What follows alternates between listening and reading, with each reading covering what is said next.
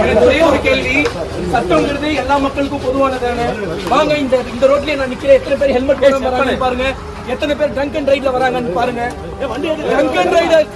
Drunk and right பண்ணிட்டு வந்த எல்லாருக்குமே ட்ரங்க் அண்ட் ரைட் பண்ணிட்டு வந்த கேஸ் தான். ஆனா போன் காதுல வச்சு பேசலையே, நான் ஸ்பீக்கர்ல தானே வச்சு பேசுறேன். ஆனா எனக்கு யாரோட உயிருக்கு நான் பங்கு விளைவிச்சேன். போர்ச்சே கார் எடுத்துட்டு 2 பேர் எனக்கு, நான் நீதித்துறையை தான் நம்பி இருக்கேன். இப்ப நீதிபதியை தான் பார்க்க போறேன். எனக்கான நீதி எனக்கு கிடைக்கணும். அப்ப எதுக்கு வளரணும்? ஒரு சின்ன 23 வயசு பையன் எந்த ஒரு பாக்கியம் இல்லாம